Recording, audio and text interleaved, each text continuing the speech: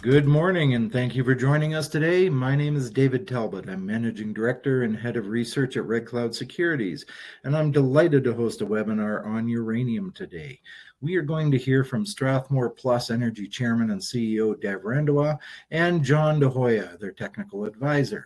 So during today's webinar, they will provide an overview and outlook. Then we will take some questions, and you can type your questions into the chat box at any time, and we'll get to as many as we can.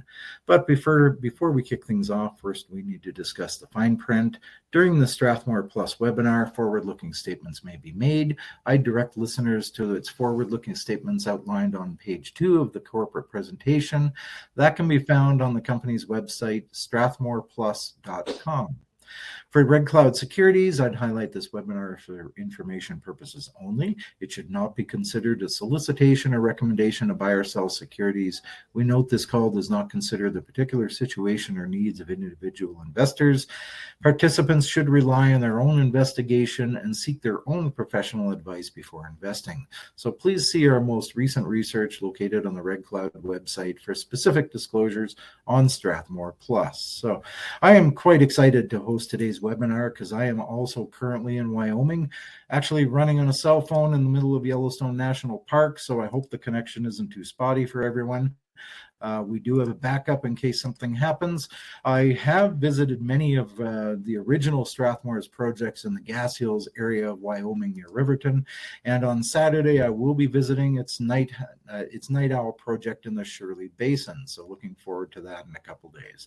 So with that said, why don't I turn the floor over to Deb to speak about the company. Deb. Yeah, thanks for. It is kind of cool that you're there right now. And I was just there yesterday, actually. We spent a couple of days out there visiting our properties and showing them to a couple of our newer investors. So, yeah, that's kind of cool where you're presenting from. So, yeah. Well, Strathmore Plus, it's a unique name. Here's the legal stuff that we got to go through. I'll talk about, obviously, what we're doing in the U.S., but the big picture remains that, I think we've heard this many times before, but we need to remind ourselves that, that we all need energy much more than we think. We're pushed all the time to buy electric cars, but we also been told if all of us got one, 10% of us got, electric cars, we would kill the grid. So, unfortunately, politicians like to only care about what happens the next 1 to 2 to 4 years to stay in power. So they kick the can down the road, and then suddenly reality hits them in the head. So, the saddest, obviously, situations, what's happening in Germany, half of their energy now is coming from coal. That's right, coal. After spending an absolute fortune, I think close to $1 trillion to tie up their renewables, they were going to do 3,900 hectares, combining everything to have a grid. They spent all the money, and they only got 39 kilometers done. Not 3,900, not 390, 39, so 1%. And so now they're at, villages are coming down. You saw pictures of windmills being knocked down. And that's the reality is we need energy, and we need it more and more. So unfortunately, politicians like to kick the can, and that's why we're having these crises, whether it's France, which is hard to believe because they have so much power there comes from nuclear power. So this energy crisis is not going to end. And I don't know how many of you have been over there, but man, it was sad. When you go I went in the winter, how many of my own friends are wearing 3 sweaters because they said it was insane that, their cost just running a basic home, was 3-4 times what they're used to.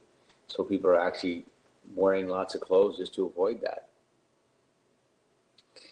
This is just, Morgan Stanley talking about what the number one commodity is. And those of you who are investors know it's not always sometimes the right stock to be in, but the right sector. And Morgan Stanley here is saying, hey, that should be the number one. There's lots of talk about this slide. every year we use 40 more pounds than we produce. So we typically produce 140 million pounds and we need 190. So every year we have these deficits and we use inventories that are existing, what's called SWU, underfeeding. Now they're overfeeding.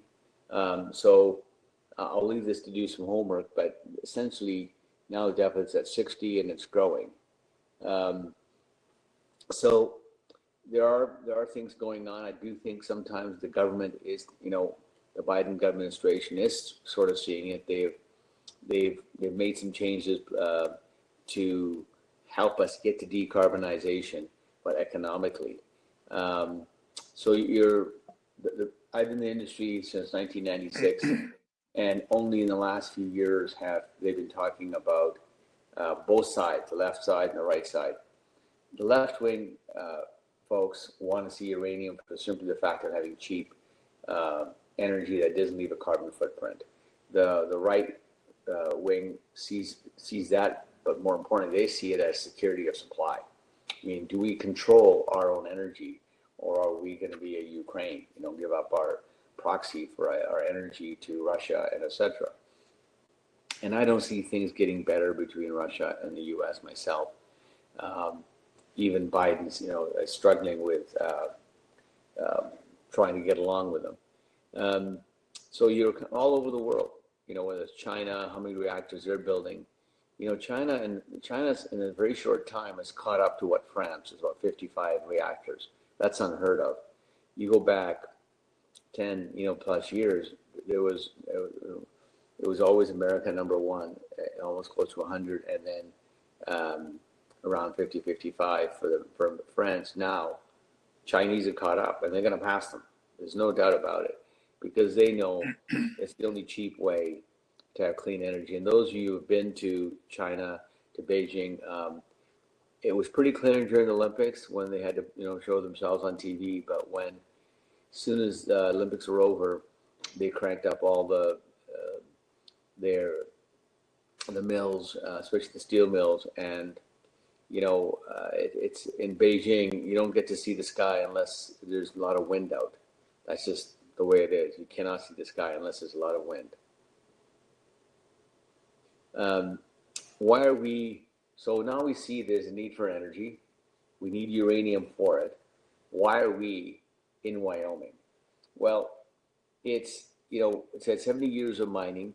I can tell you, it's one of the few places you go and talk to somebody, average people on the street, they get it. They know what uranium is. They have seen their towns and their cities built upon great jobs. You don't have what's not in my backyard mentality.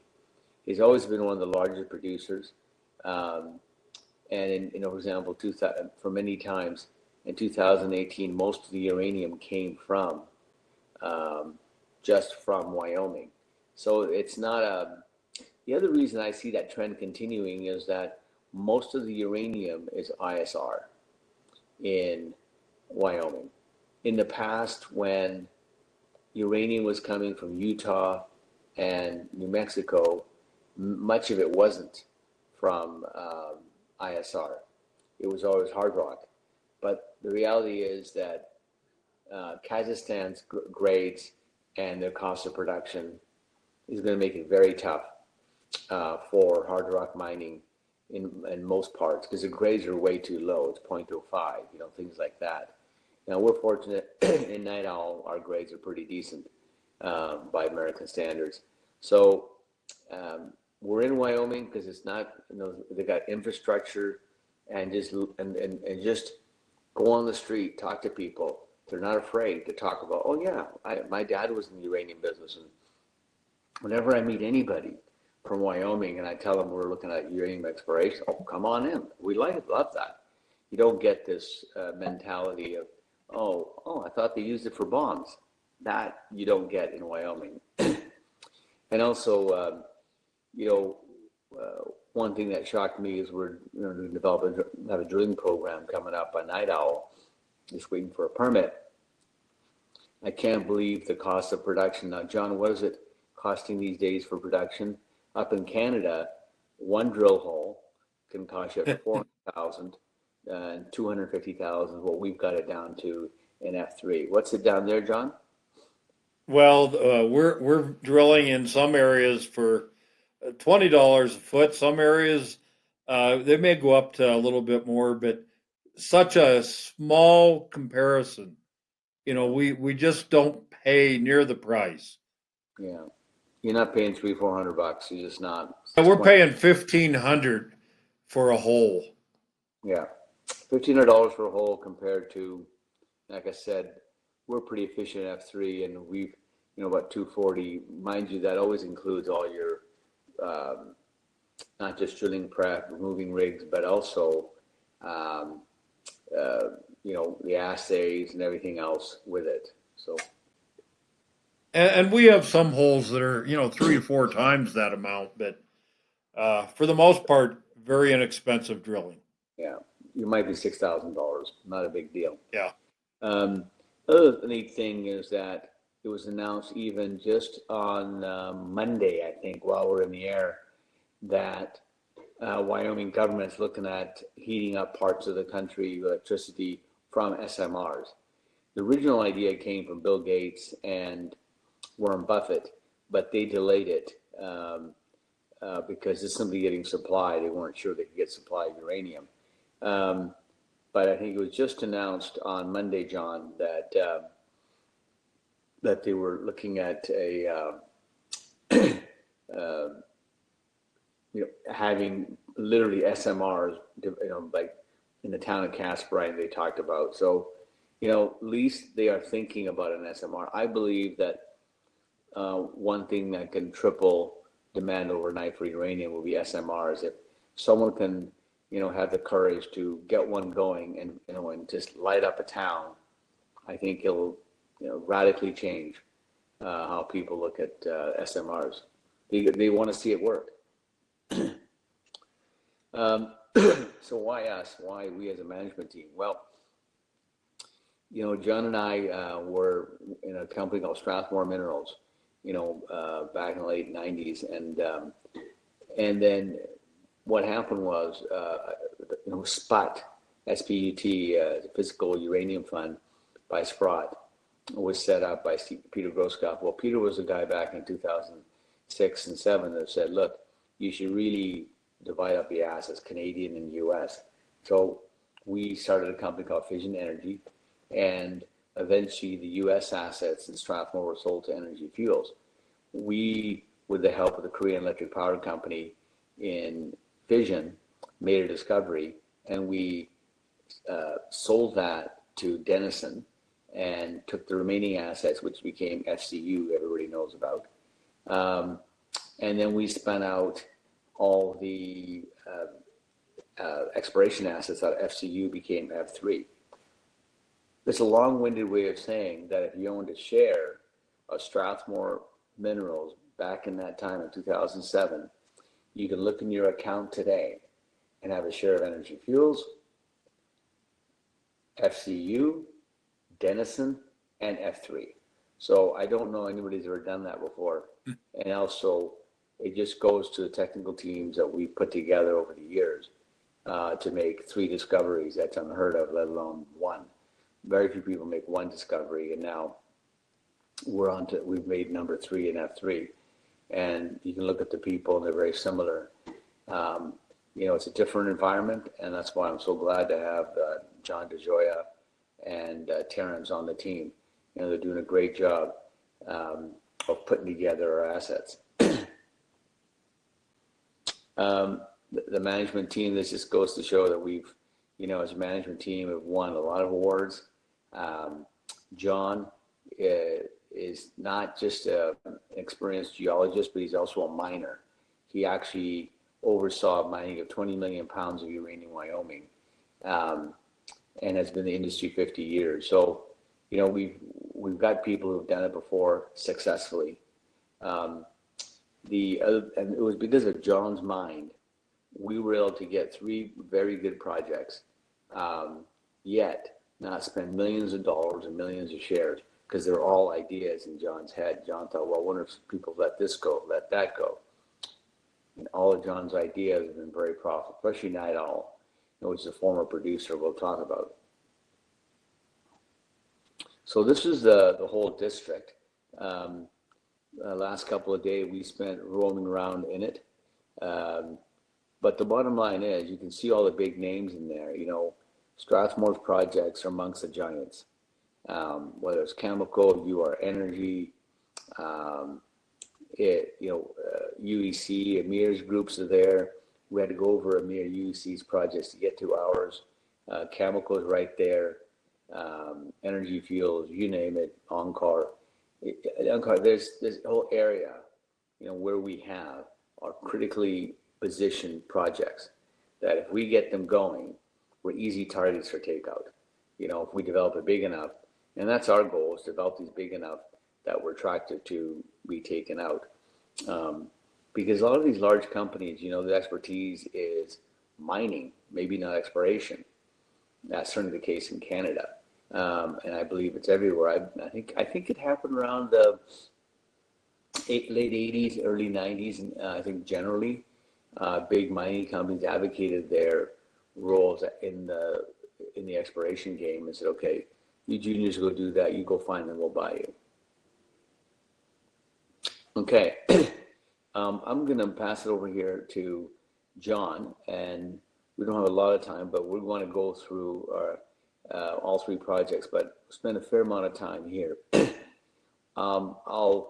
This is a very, very unique project, and in that this is a project very unique in that it was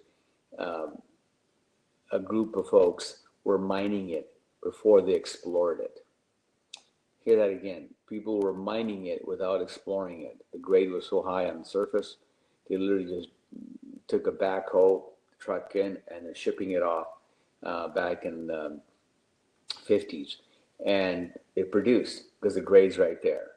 So John, and since then we've acquired it, we picked up, we looked at it geologically, and we're applying modern technologies, and the idea is to find more areas, get more uranium, and then John can talk a bit about, we spoke to a major in the area and how that will cut down our time frame. Go ahead, John. How did you find it, and what do you see happening?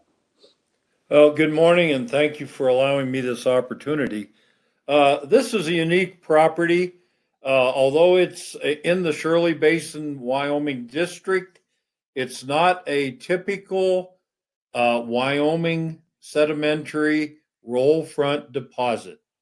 I became aware of this project. I was a pretty young guy working at the mine. A gentleman came in and needed to find a way to get to his property with a drill rig. And of course, being the youngest guy on the team, I was elected to take him up there. And I didn't know much about it. I got up and I thought, boy, this isn't normal. There's something totally different about this deposit. Well, over the next few months, I went up and sat around the campfire with this gentleman and a couple of his people. And essentially, they didn't have a lot of geologic or engineering expertise, but they had found this property basically with a Geiger counter and a Piper Cub airplane. Somehow they found an anomaly, went up, basically, like Dev said, started digging. And you can see this is one of their excavations they left behind. It's about 3 feet below the surface. It's a brecciated limestone. That is, it's a broken up rock that is very very conducive to a deposit from a waterborne source. The source for this area is those mountains just about 2 miles from this deposit. We've actually had a picnic on the source rock. So this is a unique deposit. It's at the surface. Terrence Osier, our vice president of exploration, when we first went out there and I told him about this, he went out, staked some claims, took a look across it, and said, my gosh, there's stuff on the surface. And we started digging into it. Very little historical knowledge, but we have had samples from right at the surface of 3800s. That's about 7.5 pounds per ton. Now, it's not in an Eocene. This is the Mississippian. It's much, much older. The source rock is very nearby. And one of our theories, and it's only one of them, is that this material, the uranium in this area, was deposited by the streams running across these outcrops and infiltrating into the formation. So it is interesting. They had none of the advanced methodology at that time. When they were doing this, they didn't even have an X-ray machine. So it was strictly a seat of the pants exploration and mining.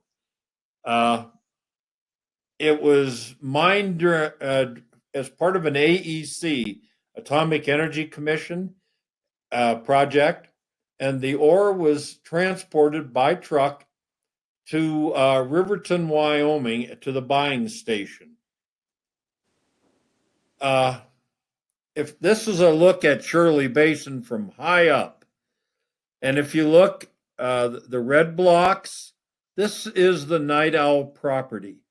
The edge of the sediments that form the Shirley Basin, the Eocene sediments, are smaller and to the southwest. These are the underlying rocks to the basin. If you can see my cursor in the northeast corner of the screen, is where the sediments wash down across and into this formation. Very exciting. I hate to be that way, but Mr. Osier last year hired a surface geophysical team to come in with drones. So we're able to fly very close to the surface here now. And you couldn't do that with a Piper Cub. You'd be wrecked into the side of the hill. So with today's technology and the ability to detect, other items, we're able to differentiate between other radionuclides, total gamma. It's just a different pattern is developing. On this, as long as we're on this map, if you look in the middle here, this was the old Shirley Basin District. Kerr-McGee, Utah / Pathfinder, Lucky Mac, changed hands several times. Petrotomics, this is where all the mining was done. Approximately 60 million pounds were removed via open pit at a depth of 2 to 450 feet. And to the southwest, as another part of the original roll front system, the Shirley Basin Eocene is our Agate property, and I'll just show you that for orientation purposes. Back to Night Owl. This is a picture with David's comment. I won't read it. You folks can all read it and appreciate what he has said. This is approximately 3 feet from the surface. You can see the broken up nature of the limestone. We aren't in limestone in Shirley Basin. We are in Eocene sediments, 150 million years younger than these.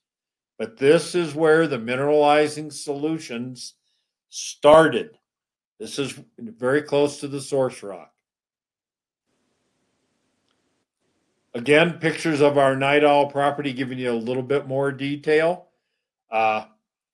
This right up in the corner here, if you look at it, you can see this is where the original Night Owl excavations took place. This is where we've hand sampled now. As a result of Terrence's aerial geophysical work last fall and resumed this spring, you can see we've got additional trends showing. Very high compared to even the original mine. We're excited to go out here and sample this. We didn't have, or Mr. Porter did not have the ability to see these kind of things in the old days.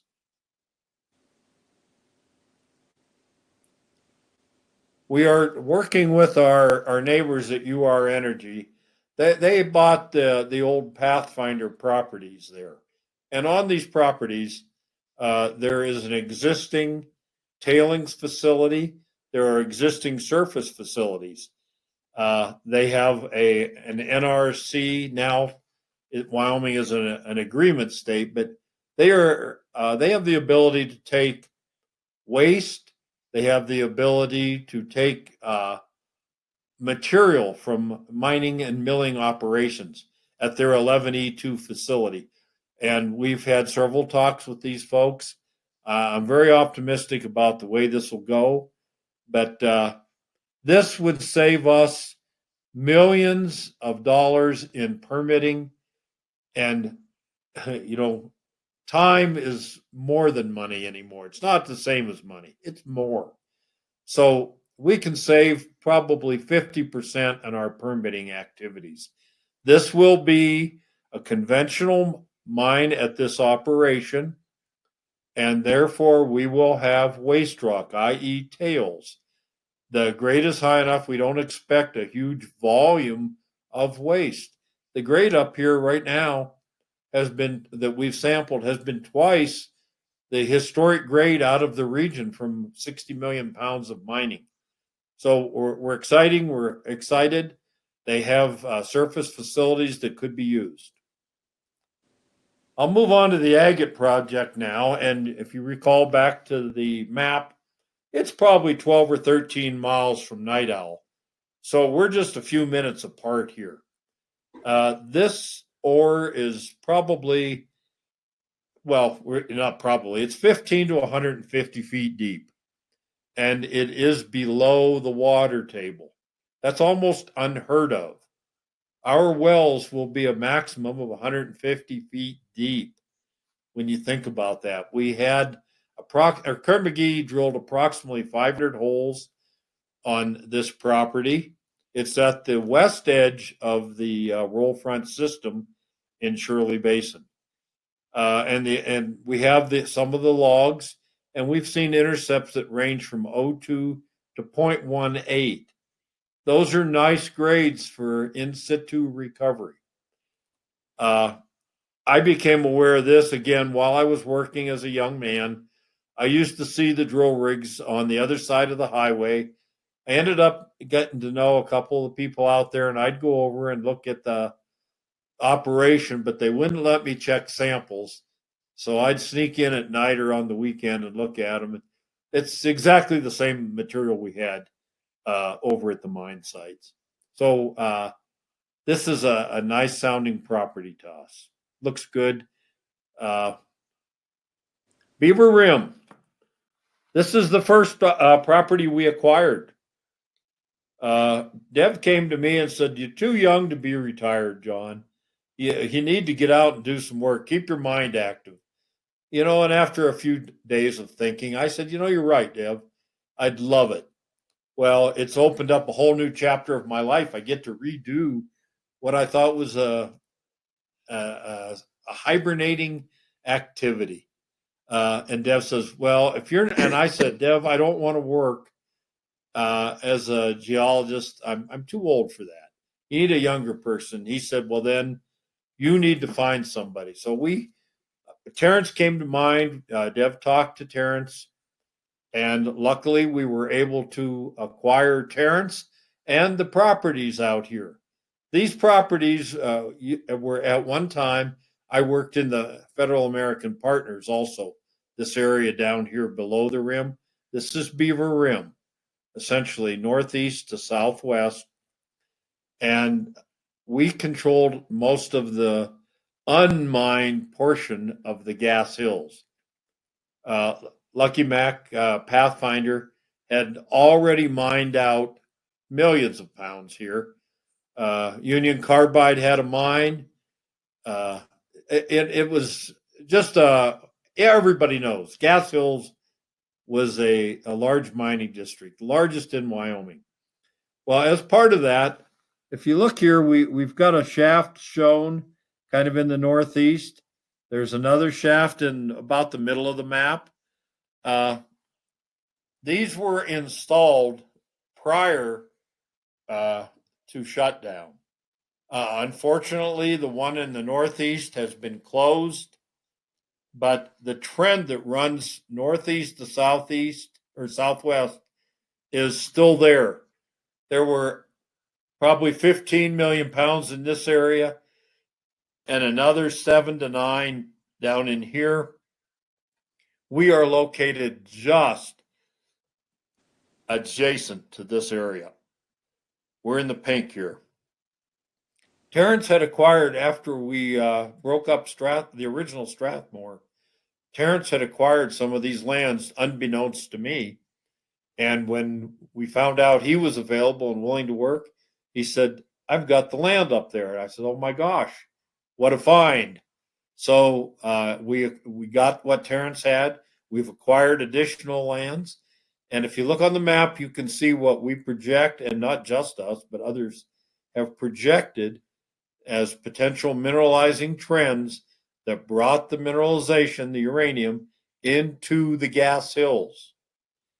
And this is an old channel system that leads to the gas hills. We're very optimistic on this area. We're high on this area also. Night Owl is our prime target. It's easy to see, easy to imagine how you would go about getting the ore. This is the gas hills area. It's just a general look of the whole area and our position in that area with some of the historic production. You know, when I was at Federal American Partners, I went down in this shaft. I actually sampled the ore in that shaft that's just north of our holdings. I know it's there. It's good ore. Good trend going to the southwest. It's a little bit deeper than other properties. You know, it's 800 to 1,200 feet deep. Good grades, though. We've got some historic drilling, not very much. Not a lot has been done. And people ask me, why is that? And I said, well, first of all, there were a couple 100 million pounds north of Beaver Rim that were 350 to 500 feet deep. It was a lot easier to drill that as assessment work. It was a known quantity. Nobody wanted to go up on the rim at that time. It was more expensive. It was deeper, and we didn't need it. So it didn't get explored. Really good potential here. This is our schedule looking forward. Believe it or not, we've had a really tough time finding drillers and drill rigs this year. And I thought, well, this is an anomaly. But it turns out it's not an anomaly. We were just talking with John Cash the other day, and they had the same problems, same issues. We wanted to drill a little bit earlier. However, we'll get there when we get there. It's just it's being revised as we speak, and drill rigs become available. We believe that Beaver Rim will probably be able to get up here in September, October timeframe. We have a permit.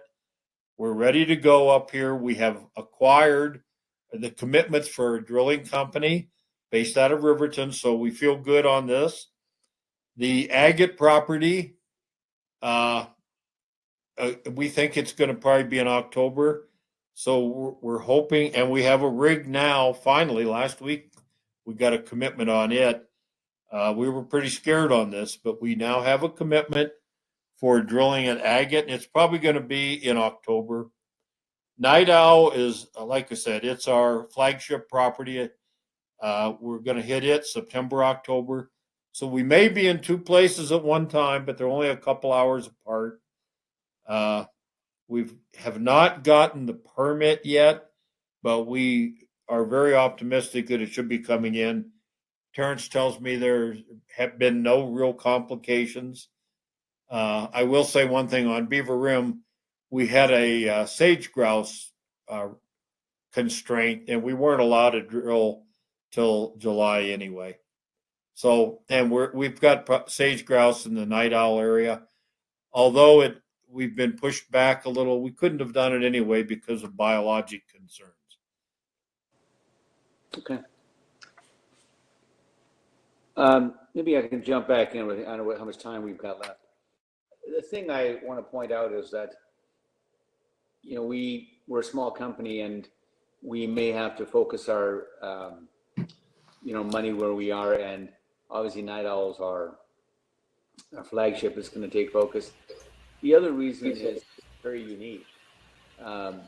It's very unique in that, you know, it's hard rock but versus ISR, but the grades are quite, you know, high for that area. The most exciting thing for me is that, you know, there are permits in place out there held by other companies that we don't have to go through the pain, the cost, the time to go get these permits. You know, I think it's, if you listen to UR Energy's, some of the blogs that they have done, they've talked about how they have permits other companies need. Well, that's us. So we met with them and, you know, they, along with others, have permits that we want to tap into because, you know, it'll save you half the money and half the time, roughly, and get us to production that much quicker.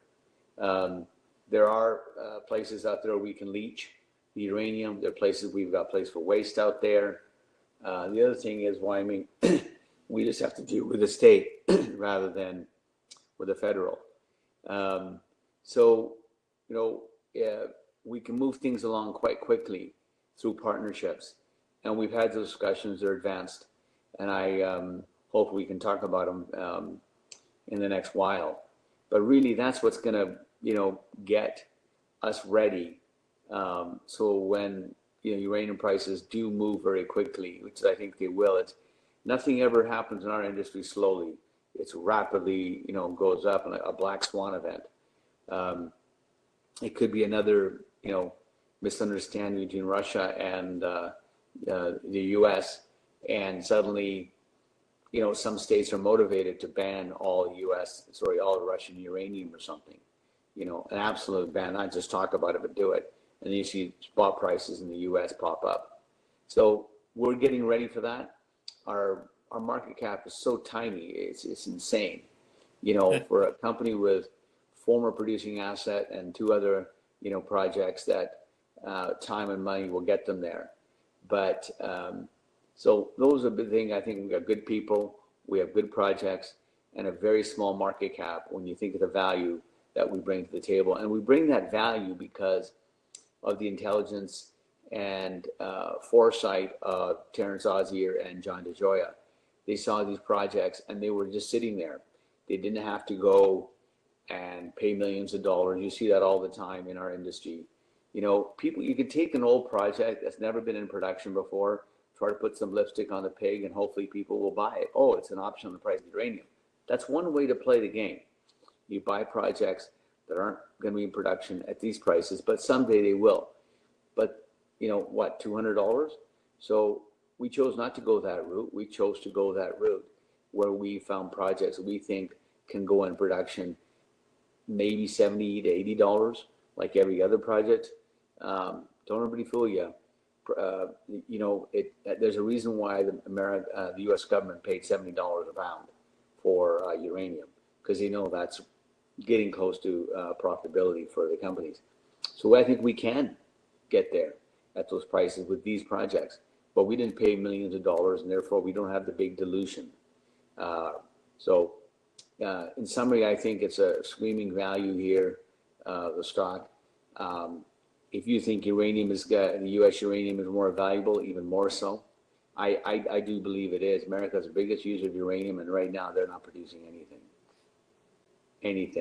Maybe 100,000 pounds here and there, but really there isn't. I know there's some good companies like Your Energy and them are getting ready to produce. But, you know, for the largest, it shocks me, for the largest user of uranium, there's no production practically in the United States. So it's a great opportunity for small companies like ours to develop assets, which can either we do on our own or become part of someone else's pipeline to go put in production. If we have any questions, we can take them. Dave Talbot, if you have any questions, please go ahead. Sure. Thank you very much, Dev and John. Great presentation as always. So we'll now kick off the Q&A portion of the webinar. Reminder, everybody online, you can type your questions into the chat box and we'll get to as many as we can. So Dev, I guess starting with the bigger picture, do you see a much broader acceptance of nuclear power and uranium production in particular over the past couple of years? Is this a matter of security of supply, or do you think that the environmentalists have really just caught up to the science? Well, I think so. I think it's hit them pretty hard in the head that renewables aren't the answer. I think there's been a faulty wiring somewhere that somehow let people believe that that the sun, we can control the sun, we can control the wind. If we could do that, renewables would be a viable option. Because the problem is we need baseload power, meaning, when we all go home at night, we all turn on our power, and we need to be able to turn it on a lot. And, unless you can retrain the world to eat dinner at 3:00 at night, we all need baseload power. And so it's, I think it's just reality is hit. And I think just seeing what's happened in Germany, seeing what's happening in California, where you've got a governor on a Monday, encouraging everybody to buy electric cars and how he's going to ban this and ban that. Wednesday morning, he comes on and asks people with electric cars not to plug in this week because they're going to have brownouts otherwise. So the hypocrisy is bothering the politicians even, which is hard to believe that anything could bother politicians like Newsom. But I think finally the math is not adding up. The math certainly isn't adding up in Germany. It's not adding up in California. So I don't think they've come through it intellectually, David. I just think they've been hitting the head hard enough and they're getting up and going, holy crap. So trust me, they don't want, they will love to continue to tell us lies, like, kids before bed, princess stories that, that we can do it through renewables. The reality is you're not going to do it through renewables. We simply, look, there's 1.5 billion people right now have no energy at all in the world. Another 2 billion are energy starved. So you got 3.5 billion people out there, okay, who have rights, just like us wealthy folks from North America, to have food. They have a right for food. They have a right for staying warm. So, I think it's ridiculous for us to come up with solutions, North American made solutions for poor people around the world. They have a right to eat. Mothers have a right to feed their kids.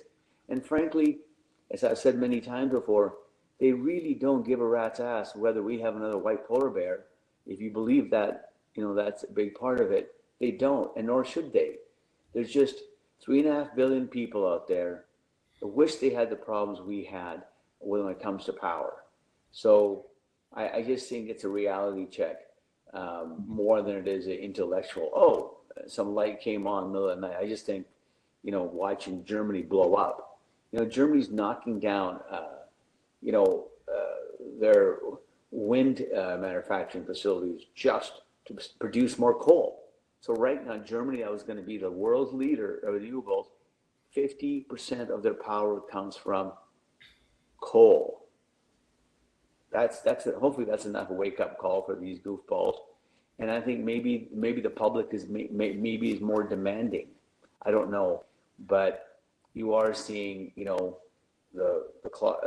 meter move over a tiny bit. Yeah. Okay. So, Strathmore's roots were based in conventional projects in Wyoming. This time around, you've decided to focus on ISR potential. Why the switch here? Well, it's economics, really, if you think about it. I mean, it's no use, punching a wall and it's cement. I think that the grades are too low in my view. You're right. Strathmore had projects in Roca Honda and the original ones, but it's the grade. When I got in the industry, the Kazakhs had maybe 5% of the industry, maybe, and now they got 40%. They just have a competitive cost. They can, and that is a very important part of their economy is uranium. So they are making the effort to squeeze every pound out at the lowest price possible. But they don't have environmental concerns or restrictions like we've got. Their number one is to produce as much as they can, and they say they don't, but I do believe they do. So it's more economics. I believe ISR in the U.S. can work at $70 if it's done right. But hard rock, as we, the grades are the grades are too low, and you won't make it up with volume. We know that joke will happen. But in Canada, look, Canada. I mean, you got uranium at $55, and Cameco hasn't turned on MacArthur, right? And that's running, 10-15% uranium. So how are you going to make, 0.1, 0.2 uranium work? I don't. With traditional mining, leaching, I like our chances better with leaching at Night Owl. Yeah. And then that being your flagship project, a past producer as mentioned, and that was conventional even, but the grades look really good. Production was 0.24%, which is really high for US ISR. It's very good. When do you plan to initiate your drill program and get some of those grades out there in the markets? Because I think that will open up some eyes. Yeah, there's 3 different permits you have to get. We have one more permit to go. It's very close. I know that Terrence was out there talking to the various powers to be. So it's in someone's hands to give us a final permit, but we're not that far away. And also we're working with the University Wyoming, and they've got a mining school who loves uranium. We haven't talked about it, so we've been working with them as well, David, to try some of their new ideas of. John, if you want to touch on that, what are some of the thoughts that Matt and the guys have? Yeah, a while back when we were standing out at Night Owl, Deb said, well, what else can we do here? We were looking for ideas, and I don't remember who exactly suggested it, but, the University of Wyoming is only located an hour and a half away. And that's where I went to school, and I said, well, let's talk to the folks. And anyway, we talked to them. We went in on a grant program with the University of Wyoming, the School of Energy Resources. And we talked with Dr. Carr and basically learned their capabilities and what they wanted to do. And we said, we have properties an hour and a half away. You're willing to look at them. We'll let you use the data. We'll help you. I used to work, I worked out there for 10 years just in that one area, not counting Gas Hills and Crooks Gap, et cetera. But anyway, they put in a grant proposal and won it. And we are part of that grant proposal. They've got 5 or 6 PhD master level folks assigned to that grant. And they're happy. We're ecstatic to work with a world-class university like this, located an hour and a half away, that is excited to be working in the uranium industry. Now, there aren't very many universities with that headset. I'm sorry, but they understand. They've been around, and there's great people. Dr. Carr has been amazing to work with. So we're excited. They've started doing some preliminary work. After we do some drilling, they'll tie their theories to our actual findings, and we'll see where we're at. But we've got a couple of years to work with a group that's, you can't hire these kind of people. They're hard. They don't exist in the marketplace. Yeah. And John, you said this project was unique geologically. Now, how does it differ from what you see typically elsewhere in Wyoming or even elsewhere in the US? Well, elsewhere it's mostly, I don't want to say just Eocene sediments, but mostly younger sediments in basins derived from nearby source rock. Uh, this is an older formation. It's a different type entirely. This is a limestone, a brecciated limestone that, that's a broken up rock. Right Mhm. up next, there's an unconformity, obviously, or maybe not obviously, but there's an unconformity between the granite source rock and our formation. And then above this limestone is another unconformity. So we are going into a geologic environment that is similar in ways to the Athabasca region. Not sediment wise, not source rock wise, but in the theories and the exploration techniques. Okay. Most Now, of most of the stuff, and it's at the surface. My gosh, we're not expecting anything very deep here, yeah, yeah. and You and and we have a place to take care of this conventional material. Right, right. Okay. Now, when you talk about broken limestone, when you say that to me, I think it shows some similarities to the Arizona breccia pipes. Maybe It not in does. formation, but in uranium deposition. And those styles of deposits are all about fluid seeping in to the cracks and crevices, and they demonstrate some of very high grades for the U.S., sometimes greater than 1%. So, is that sort of what you're saying as well? Yes, and of course we're right at the source. When you go out this weekend, you'll be able to almost throw a rock across the valley to the source, and you'll also, when you stand there, be able to look to the north. We were on the outcrop one day with Dev and some other folks talking about it, and we looked across, and Dev says, "What about that stuff right across this little valley?" And we looked and said, "Yep." And Terrence went out and acquired additional properties. We acquired a state lease to the northwest, which has had good indications from our aerial geophysics that were just completed. Uh, if you can imagine little blocks of hard, solid rock about the size of your fist all together, and this mineralizing solution coming off of the source, which you're going to be able to see it. You could almost stand on it. Well, you can in a couple miles, washing across this formation or leaching down into it and depositing the uranium. Mhm. It's a textbook example of something you don't see.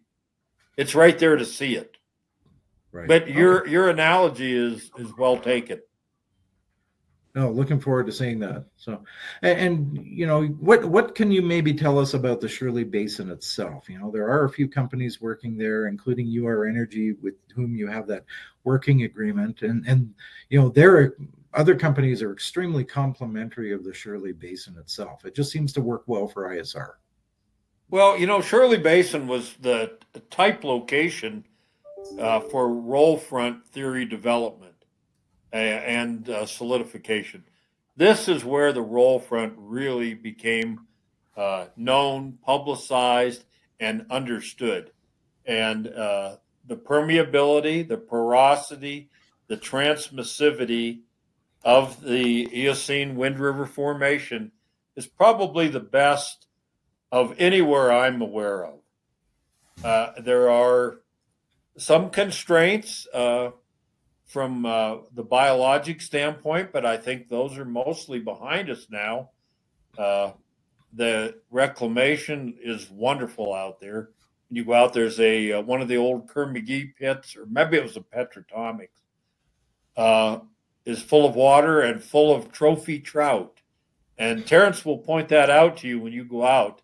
Uh, Within 100 feet of the access road, you can catch an 8-pound rainbow. in an old pit. Now, what that tells me is the work is done. Shirley Basin, I'm very optimistic. There's a lot of pounds remaining in the basin.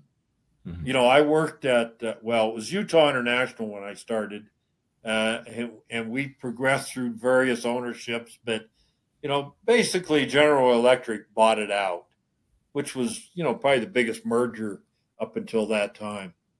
Mhm. A lot of the major ore body on the northeast side has been mined by open pit.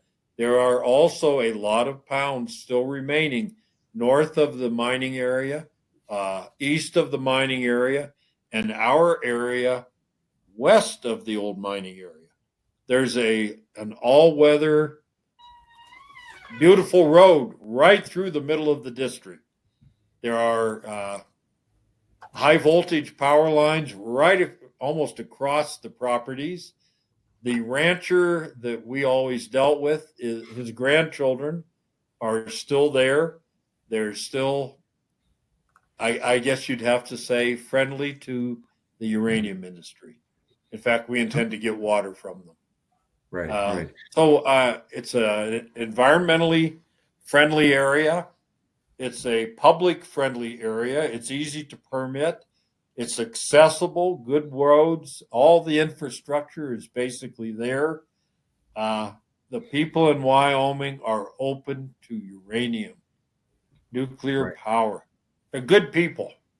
And they're still the same as they were when I was there 50 years ago. Great, great. And, Very, very yeah, optimistic. yeah. We are still in the early stages of exploration, but really, does your working agreement with UR Energy potentially help you fast track to production? You know, obviously they plan to have a plant in Shirley Basin. Will you need to just focus on the resource in the well field? Right. Now, you know, we've got two different aspects in Shirley. We have a conventional at night owl on the surface or within a few feet. And if we didn't have the ability to use an existing license and facility and for disposal of our waste rock, it would be very tough. You know, I did a cost on it for permitting, and we save a huge amount of money if we can use their facility. And they seem very agreeable so far. Okay. I know Dev and I are excited about it. Yep. Excellent. So we're about at the top of the hour. So I guess to close out, guys, would you consider further M&A activity, you know, either in ISR in Wyoming or other jurisdictions? Oh, Would absolutely. I? Well, I think it all depends on the price. You know? It Sorry. all depends on the price to me. John's dog doesn't like the idea of a merger acquisition. I got a delivery man. Yeah. Yeah, I mean, absolutely, David. You know, I don't see us doing a lot of acquisitions. You know, I think there's a lot of product out there, but you know, I don't know what it is, but I see a lot of stuff being bought and sold that I don't see the value in. So I do share a lot of John Cash's views on some of the stuff that's been bought and sold. It's hard to wrap your head around the valuations there, to be straight up with you, David. And, you know, I think that when you've got a former producer in your hand that's never had any modern, you know, exploration done on it, I think you got to be a little crazy to go out and look for other properties when you haven't dealt with what's in your hand. You know, we're still looking, you know, absolutely. You know, John and Terrence are, you know, Terrence is always looking every day to see if properties are being dropped. And I think there's 20 days between that, and I can't remember the process. But we look every day for more property people are dropping. But the idea to go buy, it's first of all, a lot of stuff is bought up, and the prices people paid each other, I think, was a bit insane.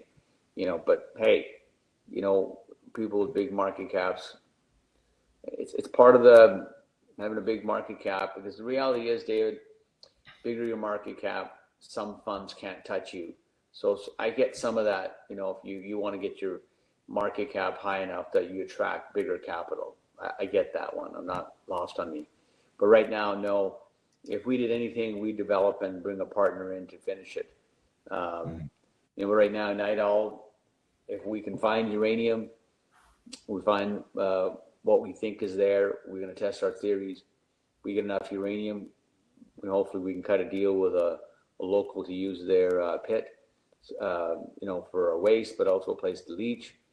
People have, the funny thing is people have licenses, but they don't have properties for those licenses. We've got the properties, so it's a good match for everybody. We can win-win. Perfect. Okay.